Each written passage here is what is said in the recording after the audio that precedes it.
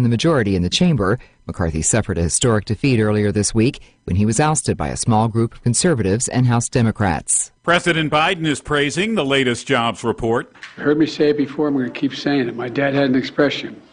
He said, Joey, a job's about a lot more than a paycheck. It's about your dignity. It's about respect. It's about being able to look your kid in the eye and say, honey, it's going to be okay, and mean it. The U.S. economy added 336,000 jobs in September, significantly more than economists had expected. While speaking to reporters, Biden said his administration has created nearly 14 million jobs since he took office. He says that includes 815,000 manufacturing jobs. The unemployment rate, meanwhile, has remained under 4%. The largest healthcare strike in U.S. history will end without a contract deal. Kaiser Permanente employees begin returning to work this morning at hospitals in California, Colorado, Oregon, and Washington. A Kaiser spokesperson has confirmed that another bargaining session will be held Thursday. A union representative says the two sides remain far apart on the issue of wages. Brad Siegel, NBC News Radio.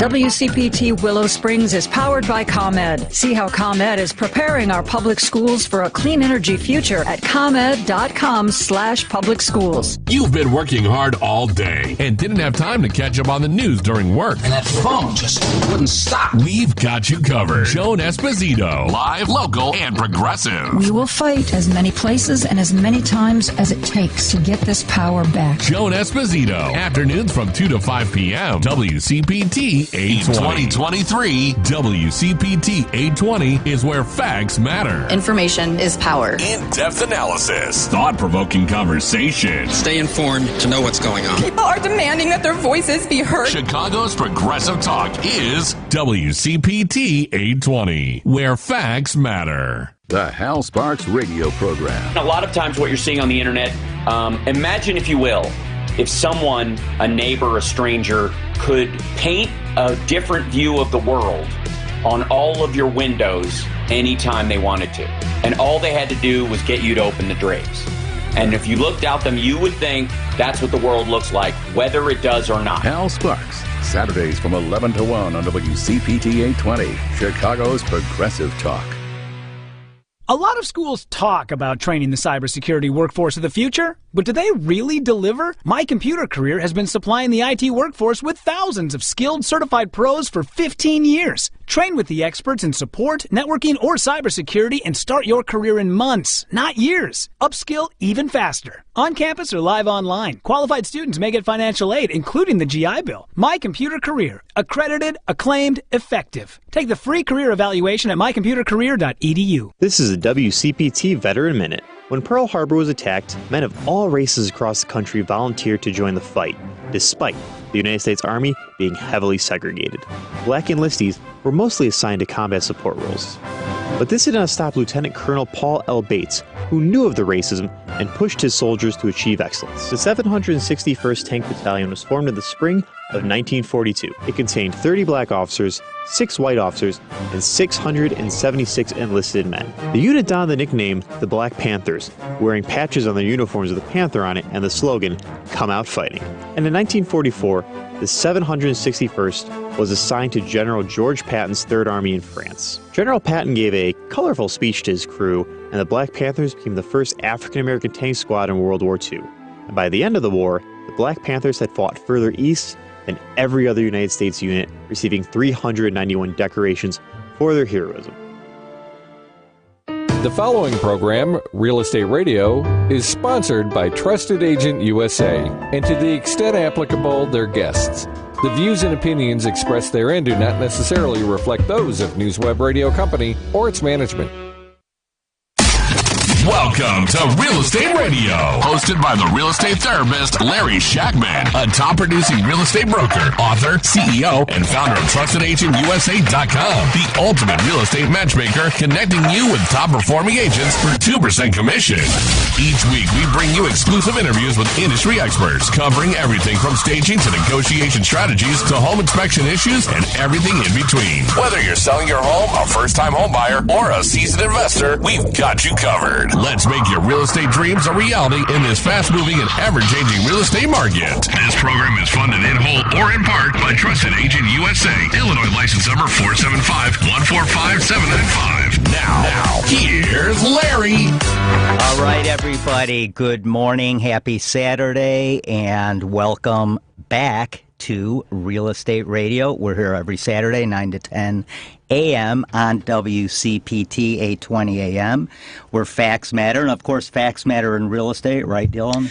Absolutely facts matter, Larry. As a matter of fact, we were just talking before the microphones came on about some real estate horror stories where facts matter, and it's never more true than it is in real estate that facts matter. And in the coming weeks, we're going to be we're coming up to Halloween here, like Devin just reminded us. Devin's on the board for us. Couldn't do it without him. Thank you, sir. Halloween coming up. It's a scary time of year. So we're going to start. And I got this idea from Patrick Loftus, who's on the Homebuyer Hour. I believe it's 6 a.m. before us on Saturday. And they tape live on Facebook on Wednesdays. But, we're going to come up with some real estate and mortgage horror stories, of which, in 23 years, I probably have 2,000 or 3,000 of them. So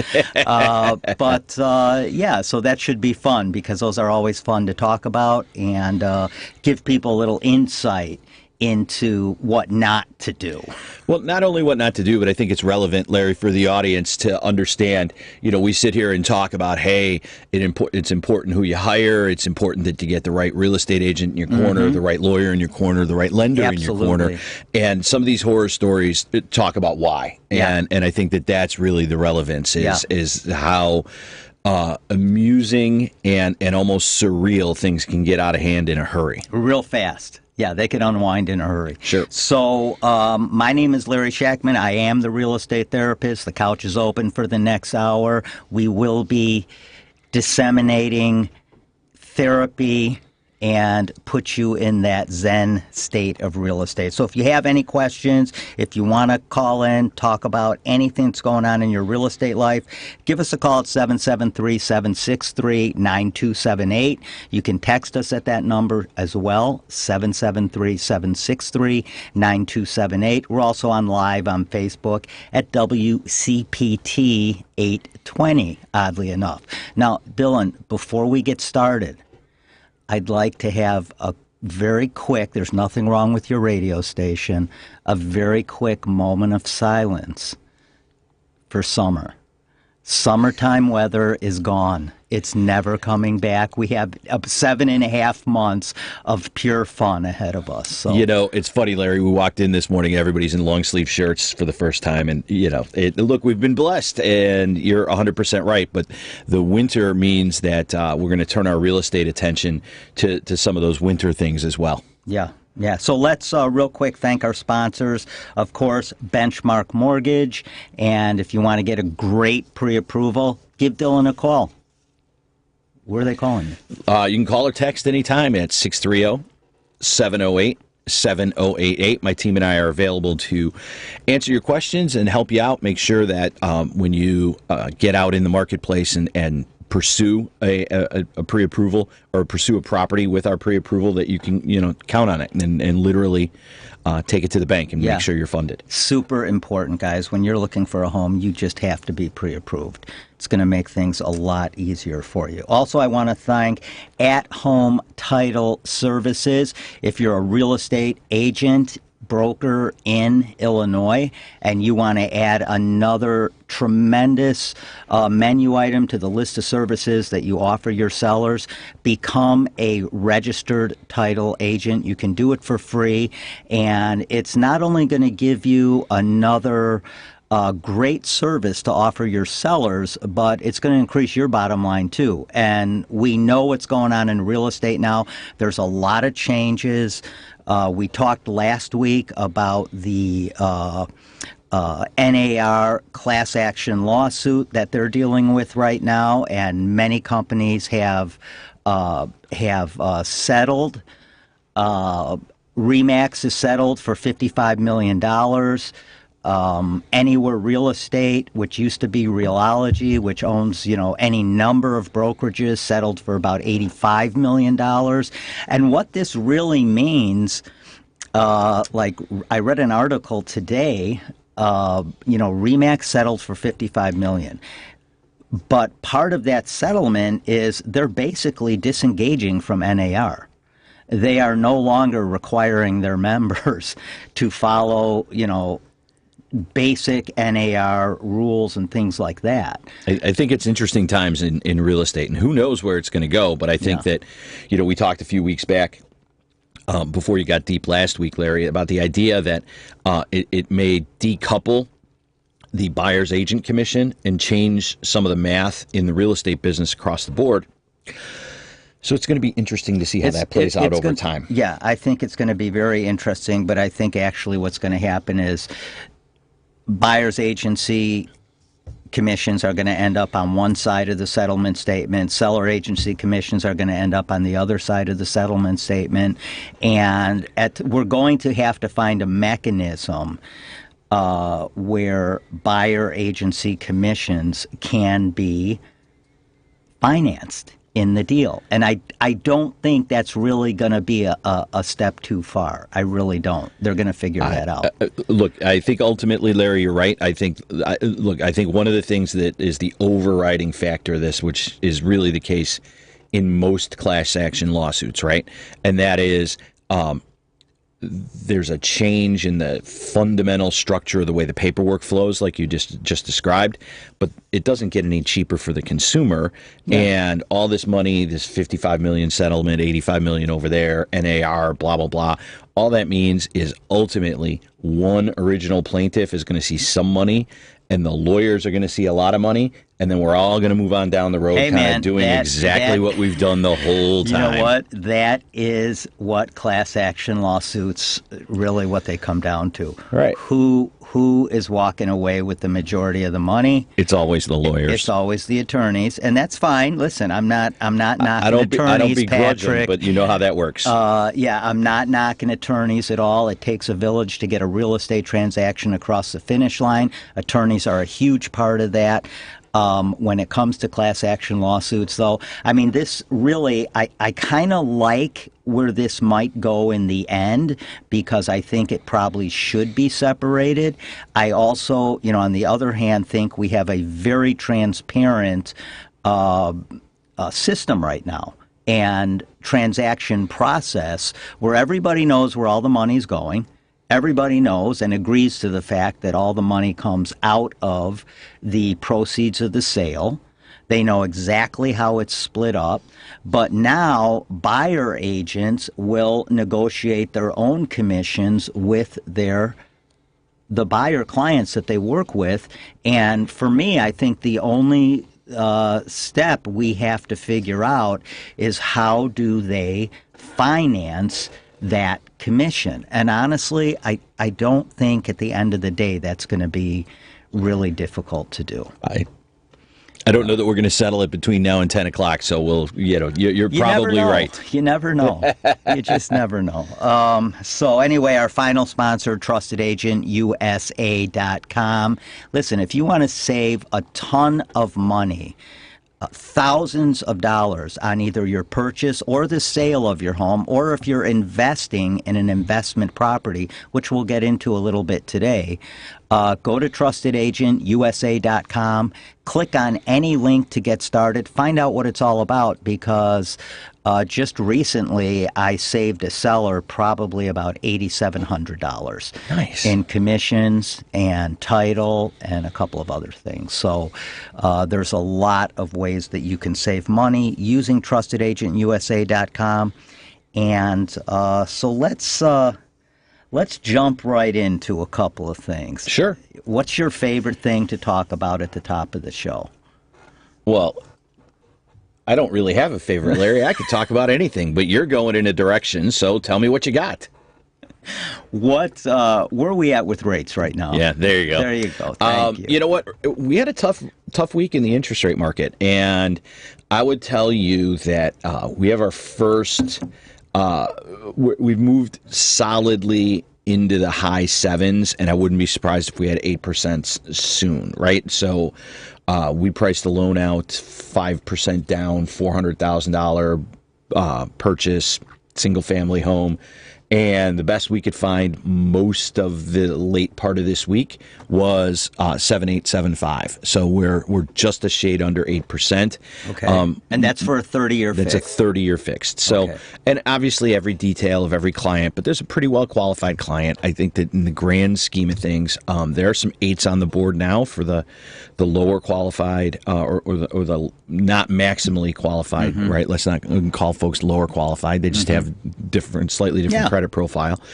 And so I think that, Larry, the interesting thing that's happened this week is, we had the unemployment numbers for the month of September come out yesterday at 7:30, and the bond market reaction was very negative to that, and there's some chatter about not necessarily believing those numbers, or that they're a little manipulated because they're not in line with the ADP payroll numbers that came out Wednesday. But ultimately, the thing that we're seeing this week from a rate standpoint that really moved rates is two conversations. The first one is, look, the Fed speakers, the Fed presidents that are out on the, rubber chicken tours, as they call it, going to luncheons with bankers. They continue to say we're going to have to continue to raise rates from here, and rates are going to be higher for longer. Until we get to 2% inflation. Until we get to 2% inflation, which they are telling us is going to take longer and going to require higher rates. We are in the pain part of that journey right now. Yes, exactly. And so we spent a lot of time talking the last few months about the idea that rates are finding a place where they can crest lower, and they had been inflation and all the things, production, the cost, all the CPI stuff and all the things that the Fed looks at, employment cost index and things like that, we're all trending favorably, but not 2% to 2%. The September numbers were higher and broke that trend, both in employment and some of the other stuff. And so we're just seeing an economy that is very resilient, continues to grow, continues to have jobs. And don't get me wrong, when jobs are out there, it's a good signal for the real estate market, because it means people will be confident in their employment and willing to buy homes. Right. I think that that's the biggest thing that we have to worry about. But the idea that I think we're going to have rates dropping soon. No, they're not. They're going to go higher before they go lower. Although, but on the positive side, I heard some chatter this week that we're going to have mortgage rates in the 10s. And things are going to go even higher from there. There's some CNBC chatter this week. I think that when we start discussing another explosion of rates, we may be getting to the end, right? When everybody's like, oh, the sky is falling, it's going to be catastrophic. That's about the time everybody kind of throws in the towel, and maybe things start to moderate. I'm going to step out on a limb here. I don't see it going to 10. I actually see rates starting to drop come this spring. I think they're going to continue to go up until spring. I think they're going to start to drop again around springtime. Now, you mentioned the labor market, and it's interesting because the jobs report came out, and of course the jobs that were added were 330,000 jobs were added when they were expecting about 170,000 jobs to be added. Now, here's the thing. That's great. It means, like you said, very resilient job market, but at the same time, wages did not explode. Correct. So that's a really good thing, because it says the job market's, going strong still, but wages didn't explode. So it might help in dampening maybe interest rates. I think that is, hey, look, I hope you're right. I worry that what happened for, the better part, I'm going to go on a segue here. So, Larry, it's happened for the better part of the last 20 or 25 years, right? Every time it seems like rates can get better, and we take the kind of anecdotal view of non-inflationary wages, or oil prices are dropping, or whatever this is, and it's like, oh, that'll help rates, and it did for years and years and years. Rates turned in the 80s, and I've always heard, hey, there's some sort of super cycle on interest rates. And if you look at interest rate charts for hundreds of years throughout all sorts of economies, rates go up and down in 30 or 40-year waves. And so 2 or 3 times over the last 10 or 15 years, as we got to the change from the mid-'80s to the 2010s and now the 2020s, people have come in and argued like, oh, this time it's going to be catastrophic. This time the trend in rates has shifted and we are going from a down market to kind of an uptrending market, and the falling rates are the exception rather than the rule. Could we be there now? I would argue that one of the things I've seen in the last year in particular, but certainly since, we're almost getting to 2 years since the rate market turned on us, we're starting to see situations where the anecdotal evidence is being taken by the market as influencing rates higher, as opposed to, like you said, this employment cost thing with the wages. Hey, they're going lower, and so I would just be cautious. The market did react favorably to that, though. For a while, right. For a while, it moves in nanoseconds. Absolutely. So I'm interested because look, I've said this to you. I've said this to clients for 20 years. If I knew where interest rates were going next week, I would be a retired bond trader instead of doing this crazy job for a living, right? Right. No, absolutely. And so it's my opinion is informed, but I'm no expert. Right. And so I would just generally say, as we've been saying for months, from a real estate standpoint, if you are in a place where the payment on the place you're buying makes sense and you can benefit from the idea that you're going to own your own place, you're going to use the mortgage to grow your equity over time, right? Even if your value doesn't go up a ton from here. But I still think there's lots of value in the market for the reasons we've discussed, right? Like all the population and the homeowners or the household formations that we've seen over the last 5 years and will continue to see. I don't think prices or demand is going to drop, especially with the inventory situation, the amount of people who are comfortable with their 3% loans. Like if you're comfortable with your 3% loan, you shouldn't sell. However, with all of that said, even if values were flat for the next 10 years, if you can afford your payment today at 8.75 or 8.25, or in 6 months at 9.5, if that's where we go, absolutely, then you're going to be in a situation where your monthly payment is going to reduce the balance on your loan. You're going to build equity over time by reducing that payment. It's like a savings account. And you're going to turn around and have the tax write-off of the taxes on the real estate and the interest on the loan. And the reality is that for most homeowners, after 5 or 7 years, you have $50,000-ish more net worth than someone who continues to rent. So at the end of the day, that equation, no matter where interest rates go, will never change.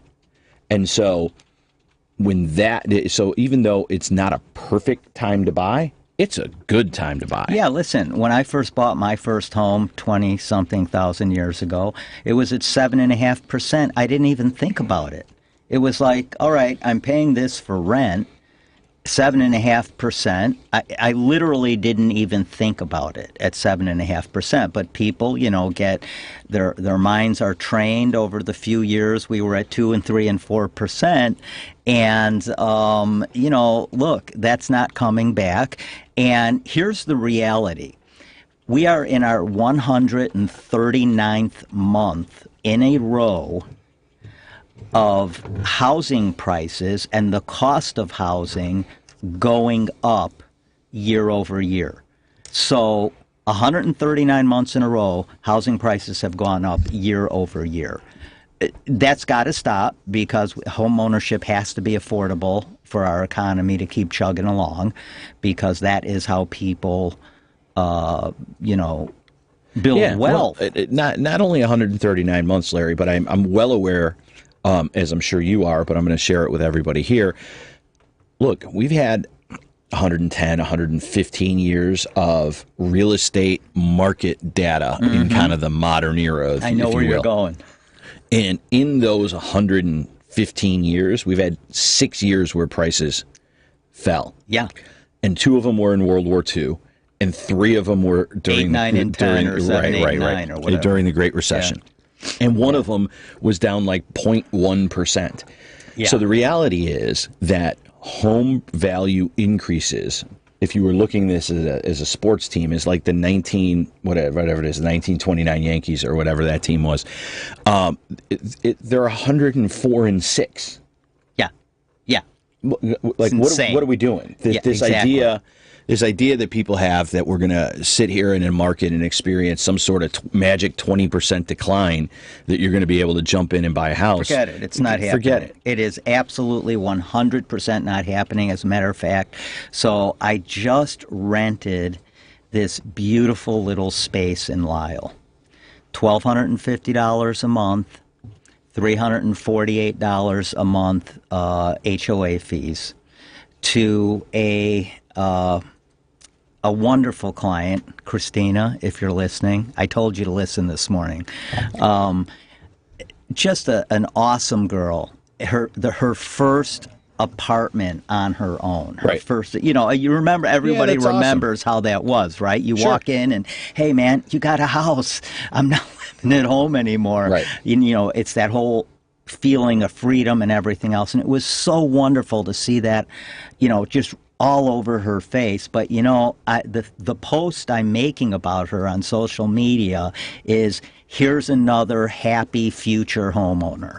Because what I talked to her about is, as soon as you can afford like $2,500 a month in rent, you stop renting. You find yourself a condo, you find yourself a townhome, you find yourself a nice little starter home, and you purchase your first property. Well, and that goes back, Larry, so much. If you can afford that payment there, and so much to what I talked about a couple of weeks ago, there are no down payment solutions available, or low down payment solutions available for folks who can afford that type of payment from an income standpoint. Mm-hmm.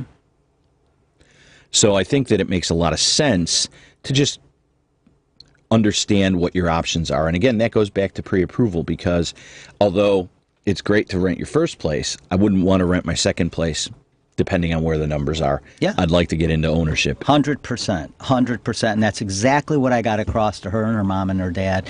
2 years from now, I'm going to show you how, because she signed a 2-year lease, I'm going to show you how to buy your first home and get out of the rental cycle. Pay your own mortgage. Don't pay somebody else's mortgage. Well, the thing is, you just said it, if you're paying somebody else's mortgage. If I'm a real estate investor, what I want is people to pay rent, because they're going to pay my mortgage, and they're going to reduce the balance over time, and they're going to give me the tax advantages with their rent payment. Investing is the way to go. Yeah. All right. So having said that, let's bring Dave on from Indiana, and he wants to talk about some investing programs, it looks like. Good morning, Dave. How you doing?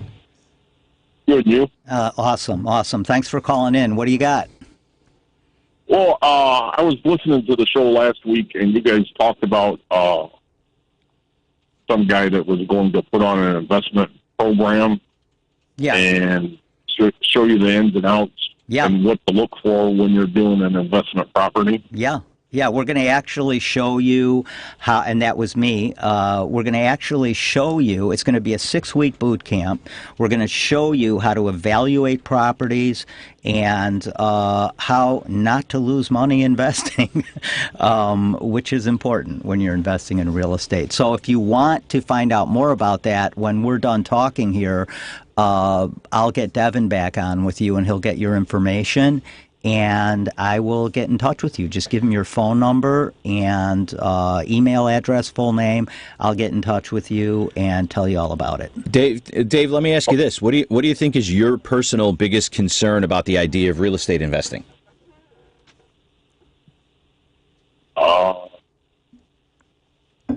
The people not paying the mortgage.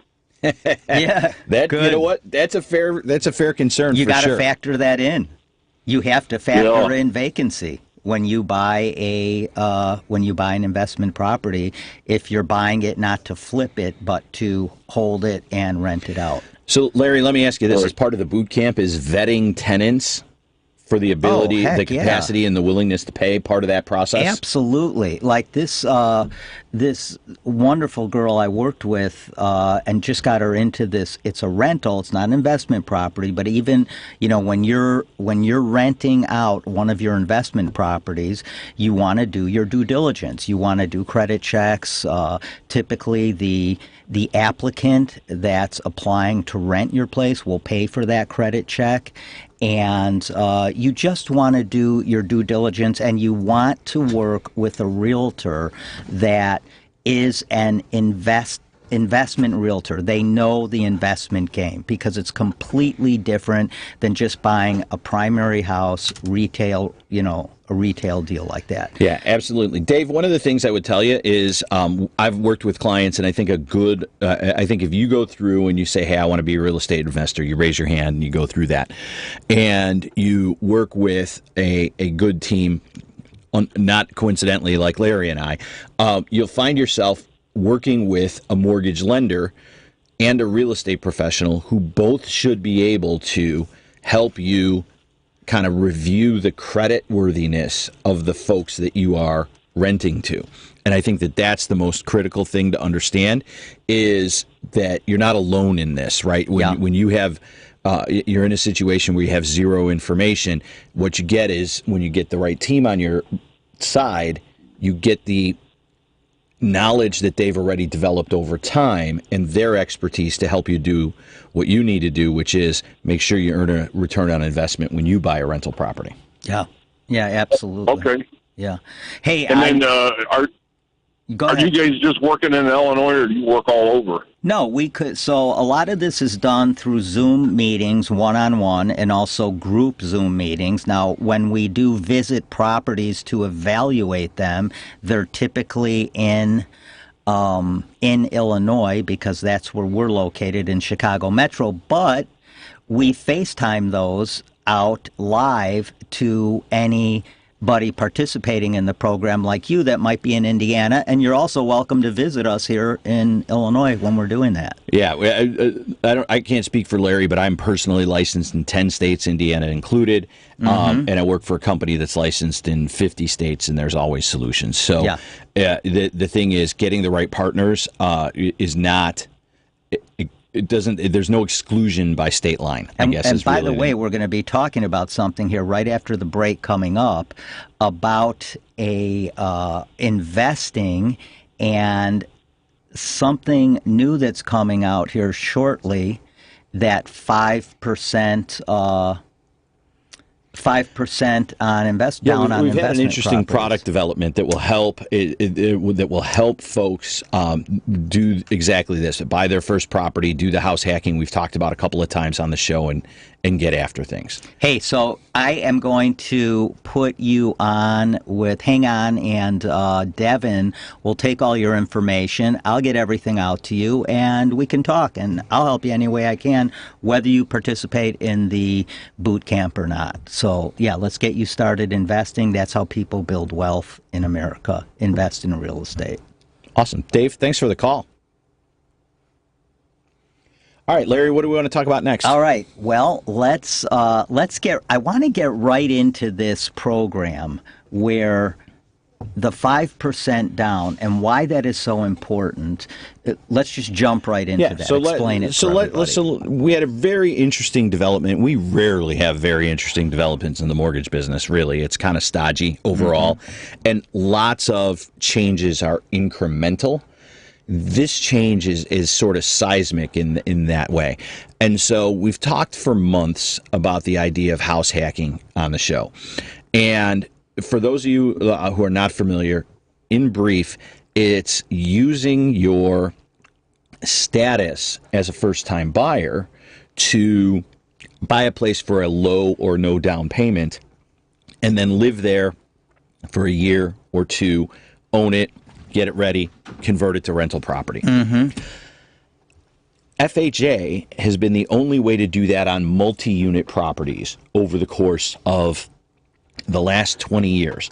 Why is that? Because it has an allowance for people to come in and buy for 3.5% down a multi-unit property. So you could buy a 2-unit, 3-unit, 4-unit property, FHA, 3.5% down. I've had many buyers do that on my properties. Absolutely. Yeah. But as you know, the FHA loan limits are lower, right? And then on top of that, there are some things about FHA that can be more difficult to navigate for a transaction and be a thing that a seller is less likely to entertain. There's the cure list to make sure the property meets a minimum standard. Now, that doesn't mean it can be run down for this new program, but it also means that the seller may have to do some repairs or get the property into a certain place before it can be financed.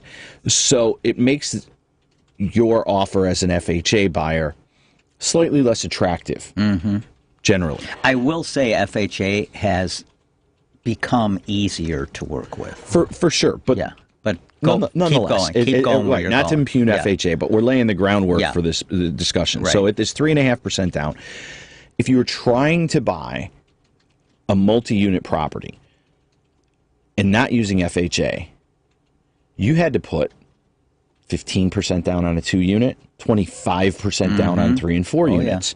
It's a massive difference, right? If you're looking at a $800,000 property, 20% down is $800,000, and is $160,000 at 20% down. 25% down is $200,000. Like, not a lot of first-time buyers have that sort of cash. Now, this change does not require you to be a first-time buyer, but Fannie Mae, beginning with availability November 18th, and that's the day they're going to roll it out into the automated underwriting engine, they're going to allow 5% down multi-unit purchases. Now, it's got to be owner-occupied. You don't have to be a first-time buyer. It's got to be a primary residence. Unlike the DSCR loans, which have popped up over the course of the last 12 to 18 months, which is a debt service coverage ratio loan, basically says if the rents cover it, you're good. But the flip side of that is if the rents don't cover it, you're not, right? This allows your income to be a factor in. There are no income limits, so there's no program limit where you're like, well, you can only make $80,000 or $112,000 or whatever the number is for the area median income, or like some of these county programs. It's just programs. a change to the guidelines. There's no special program. There's no special sauce. It's just you can buy for 5% down a 4-unit property. What does that translate to? At today's loan limits, a 4-unit property you can finance for $1.3 million, which means 5% over that, or about $60,000 over that. You could buy a $1.4 million 4-unit. Well, how many of those are there in Chicago? Yeah. Lots. Yeah. And those properties, I think, trade less often because it's hard to come up with 25% down of $1.4 million. But if you're going to live there, and you do, obviously you got to have a nice income to afford $1 million for a property. But if you have it, now you can buy 5% down. And as we've talked about, we're not going to experience a situation where property values fall 20%. So again, this is probably, right, not somebody who's 22, but somebody who's closer to 30, a little more established in their career, solid income.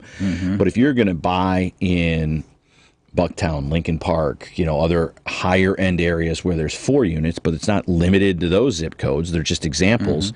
You can then turn around, come in with this 4-unit loan at 5% down, own your place, attract tenants to that type of property, which is probably a quality property, right? Absolutely. And so it actually gives you a greater recipe for success on your house hack, because everything's more attractive. Yeah, so here's the thing with the house hack. The more doors, the less chance for failure. Because if you have a 4-unit, you're living in one, you've rented out 3 other units, and now the top unit decides they're going to be moving out in 4 months when their lease is up. That's not going to implode that as if it was a single-family home you invested in and they said they're moving out, and now you're going to be vacant for 2 months. Right. It's the percentage, right? At the end of the day, look, here's the thing. If you have 3 tenants in your building with you, they're much more likely to give you advance notice because you see them in the hall twice a week, right? But the other thing is, to your point, if I lose 33% of my rents I don't like it, but I still have the other 67%. We'll get another tenant. We'll figure it out. We'll make our move.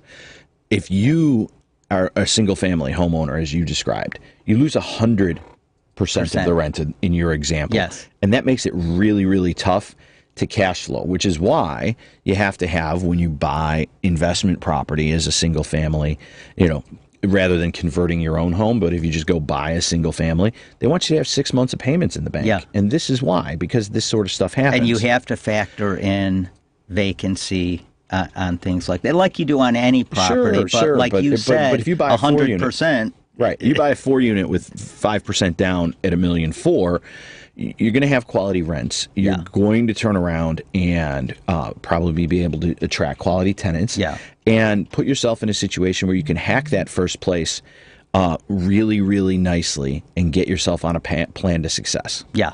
So hold that thought. We're going to get back to this. And before we do, I just want to once again thank Dylan and Benchmark Mortgage. I want to thank At Home Title Services and thank TrustedAgentUSA.com, where you'll save a ton of money. And if you want to find out more about At Home Title Services or Benchmark Mortgage, just go to TrustedAgentUSA.com, click on our partners, and click on any of their banners. It'll take you right to their website and right to Dylan's website, let you know exactly what's going on there. We're going to take a quick break, and we will be right back. Tune in to Real Estate Radio Saturdays at 9 a.m. hosted by the real estate therapist Larry Shakman, a top-producing real estate broker, author, CEO, and founder of TrustedAgentUSA.com. Top-performing agents for 2% commission, saving you thousands when you sell, buy, or invest. Real Estate Radio, the ultimate real estate radio experience. Get insider tips from experts throughout the real estate industry. Streaming live on Facebook at WCPT 820. Trusted Agent USA, Illinois, license number 475-145795.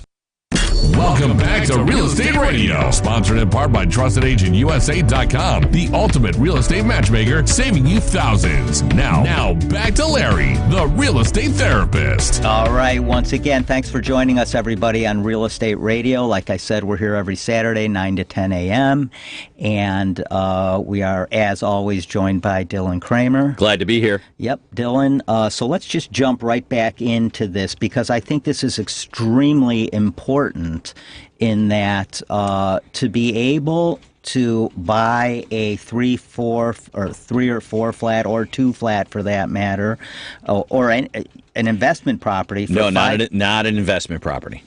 Got to be your residence. Excuse me, yes, but the house hack is what we're getting into. I just want to make sure we're not creating a misunderstanding. No, thank you. No, that's a real good point. So, in order to be able to buy this property with 5% down, if you're buying a 4-unit, you need to live in one of those units. Correct. Right. So if you live in one of those units, the likelihood, if you're buying a 4-unit property and you're living in one of those units, rent out the other 3, there's a very good chance you're living there for free or close to it. That's been the numbers, really, Larry. I think it's changing a little bit as rates have gone up. But, geez, when rates were really low, we were in a situation where folks were buying multi-units, and the rent from the other 2 or the other 3 units was completely paying their mortgage and putting money in their pocket. I think it's reduced to the point now that for the right place, you can get a transaction that'll pay the mortgage or come awful close. I don't know that it's going to be attractive enough to put money in your pocket every month. Mm-hmm. But the math is still there. And I think that's really the most important thing is you also insulate yourself, right? Where you're just not in a situation where, your payment's $6,000 a month and you got to pay $6,000. Like if you've got a $6,000 a month payment and you've got 3 $2,000 a month rents, you're even. Yeah. Absolutely. I mean, it makes sense, and I brought up Christina, who I just helped rent this property in Lisle, and I mentioned to her, she doesn't want to buy a single family home because she's just afraid of living in a single family home. Sure. And so she's looking, when she does eventually buy, at condos and things like that. But, I brought this up to her about house hacking and getting a 3 flat. Yeah, I think, look, going that route. I think that this is a discussion. Look, every first-time buyer let's say this, stereotyping. Lots of first-time buyers are in their 20s, right? And one of the things that we all have to ask ourselves is when you're our age, and if you're looking on social media, whether you're watching live on Facebook or TikTok, you can see Larry and I ain't no spring chickens. Yeah, no, okay, I'm 39. No, but you know what? I'm 39 in dog years. Yeah, exactly. We're not going to see. Larry and I have been doing this a long time, I guess, is ultimately that. Let me not go with a cliche.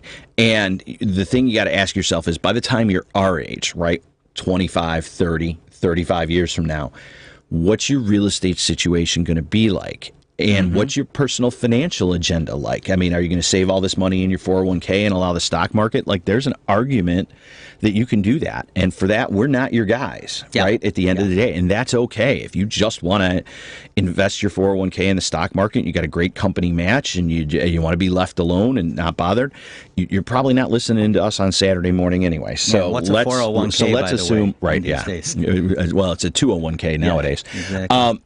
But the thing that is if you say, look, that a portion of that is for me, or some of that's for me, but real estate is really my thing, or I want it to be my thing, then you got to jump in and you got to learn. And the way to do that is to house hack it. You'll thank your lucky stars, like I do, that you had tenants paying your mortgage. I bought my first property in 1993. I bought my first multi-unit at the end of 1994, and I did exactly that. As a matter of fact, I bought it with my brother. I lived in one unit, he lived in another. We rented the third, and that property kind of set the base for my real estate experience, but also for the kind of a. Just for my personal finances. Yeah. And so 100%. We were able to acquire that property. I don't mind sharing the base numbers of that. We acquired that property for $194,000 in 1994. That's amazing. And we sold that property right before the crash. Our timing was very fortuitous. But we had we put 5% down when we bought that place. Yeah. Just like this, 5% down, 3-unit. Yeah. Or maybe it was 3.5. We think we did an FHA loan, but we cashed out around $300,000, and we had paid the loan down to like $150,000, and so that allowed us to go do other things in real estate, and so that's leverage. It sets the tone for the future. It just sets the tone, and so. I didn't spend. I've never. I'm an exception, right? Because being in the mortgage business. You are an exception. Well, thanks, Larry. I appreciate that. Being in the real estate and mortgage business, it's the only real job I've ever had, and the thing is that set me on the path that I've never rented a home. Ever. I've owned every home I lived in. That's awesome. And that made me live with family longer in my 20s than I did till I could buy a place. Yeah. But that's the reality in my experience, and it's been fantastic. And not everybody can do that, but that should be your goal. I endorse it as an idea. Yes. I think that at the end of the day, look, real estate's been great to me. It's been great to you. Yeah. I think the idea here is that this loan program that we're spending a lot of time talking about here today, that's going to allow folks to buy 5% down a 2 to 4 unit property, is the sort of kind of seismic shift in this. It is a game changer. That allows folks to take advantage of this. And if you're asking yourself, I just graduated college, I got some student loan debt, I'm a few years out of school, whatever the case is, and I think real estate could be my answer, I'm just here to encourage you that it is your answer. Hey, guys, listen. If you're thinking about investing, so I wrote this new book that came out about a month ago called The Top 10s of Real Estate. Chapter 32 specifically is about investors, the top 10 reasons, and the 70% formula. There's a method behind the madness when you're investing in real estate, and that's what we're going to show you with this 6-week boot camp we're going to do. And we're also, from that 6-week boot camp, because that's just a little taste of what you need to know to be successful when investing in real estate, we're gonna then direct you to the associations and who you want to be affiliated with to be around other investors. Right. I think it's a great idea, Larry. I think a couple of things. If you're interested in Larry's book, which I think is a worthwhile read, and you have a digital copy of the book, right? If you want the ebook for free, all you have to do is text me at 630-921-0611. Just text book, BOOK. Yeah. All right. What's the number again, Larry? 630-921-0611. Chapter 32 is about investing and specifically the 70% rule and how investors will look at a property and just make these decisions based on some hard facts and condition of the property, condition of the market, how much they're going to have to put into the property to get it up to that ARV they need it at. And we're going to show you all that. So don't forget to send our friend Dave from the first half of the show a copy of the book when we're done. Yeah, absolutely. But again, Larry, you're going to send not just Chapter 32, but the whole book. The whole ebook. You will get the entire ebook. Fantastic. 630-921-0611. You can text me directly or call me. Best way to get in touch with me is to text me. We'll get you the book. We're going to take a quick break and be right back and finish up on Real Estate Radio this Saturday. Tune in to Real Estate Radio Saturdays at 9 a.m. hosted by the real estate therapist Larry Shakman, a top-producing real estate broker, author, CEO, and founder of TrustedAgentUSA.com. Top-performing agents for 2% commission, saving you thousands when you sell, buy, or invest. Real Estate Radio, the ultimate real estate radio experience. Get insider tips from experts throughout the real estate industry. Streaming live on Facebook at WCPT 820. Trusted Agent USA, Illinois, license number 475-145-795. Welcome back to Real Estate Radio, sponsored in part by TrustedAgentUSA.com, the ultimate real estate matchmaker, saving you thousands. Now back to Larry, the real estate therapist. All right, we are back, and of course, again, we are joined by Dylan Kramer, and we were talking about when is the date this program kicks in? I don't know that date. I was going to ask you. The date. No, I'm sorry. 5%. I thought you meant the date of the boot camp. Yeah, the 5%. So the 5% down multi-unit availability is November 18th, and what that means is that on that date we can plug those loans into automated underwriting. But we already have enough guidance that if that's a sort of loan that you're interested in, or if you think that you would want to put 5% down, you can get pre-approved for that right now. We would just do that more by hand than by automated underwriting pre-approval, and then we wouldn't be able to underwrite and process the loan until November 18th. But that's fine. Honestly, if you're just starting your process now, it'll probably take you 30 days to find a property anyway. Absolutely. So I would tell you that generally speaking, it's available immediately, but that doesn't mean you could go to closing next week. That means you could start your process and kind of get rolling. So November 18th is the kind of hard launch day where it'll be coded into Fannie Mae's automated underwriting. Okay, engine. so what that means, guys, is if you're really thinking about getting into real estate investing, home hacking, living in that 3-4 or whatever flat you're going to buy and renting out the rest, and would like to get in at 5%, give Dylan a call.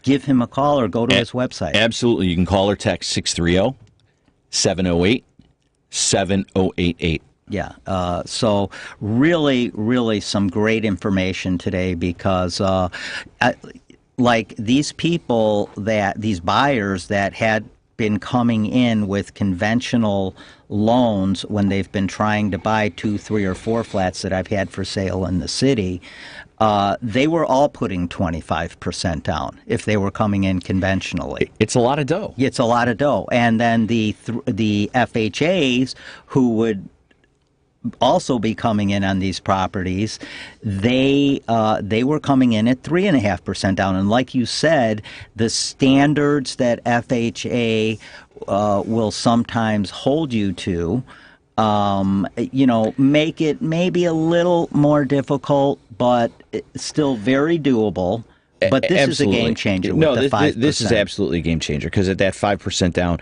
look, again, we're not here to impugn FHA loans. They've been a great solution, but there are really 3 areas where the FHA loan will be surpassed by this 5% down, assuming you can come up with the extra 1.5%, which most folks should be able to do. Mm-hmm. The first one is, as you described, it's the property condition, right? Mm-hmm. FHA has some standards. The second one is the loan amounts are larger. Mm-hmm. And so loan amounts are larger on the conventional side, so you can borrow more money for the same number of units, right? Okay. So at the end of the day, that's just a math equation. I won't bore everybody with it here, but like I mentioned, there's no 4-unit FHA loan to $1.395 million, but there is a conventional. Mm-hmm. And so it'll allow you to finance a larger, more attractive property at the same number of units than FHA will, which expands the pool of available properties for the house hacker who's going to live in that house. The third one is, look, whether you're 3.5% down, you're 5% down. Like if you get $1 million loan, your PMI is not going to be cheap either. Mm-hmm. But in the conventional loan, if you get in, you increase the rents, you fix plumbing, you do a handful of other things that improve the value, you can go get rid of your PMI just like any other conventional loan, which is a 3-stage process. We'll break that down next week because we don't have time now.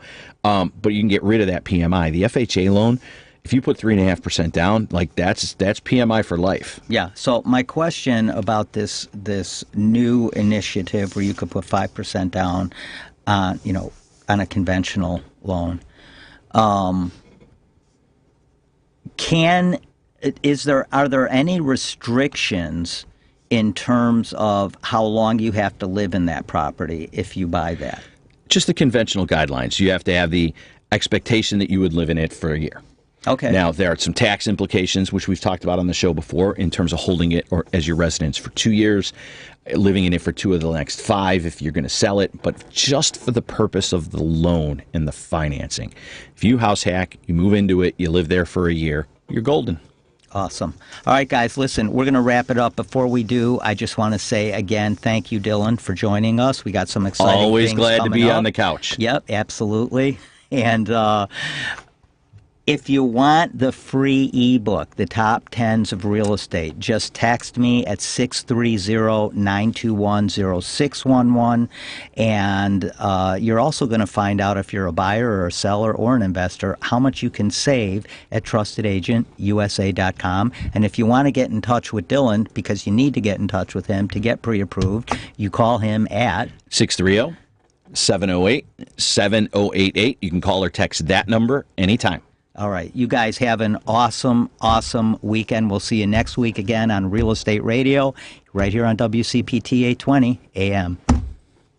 Thanks for joining us on Real Estate Radio with your host, Larry Shakman, the real estate therapist and top producing broker. Now, go to TrustedAgentUSA.com and save thousands when you sell, buy, or invest. Illinois license number 475145795. Tune in next week for the ultimate real estate radio experience.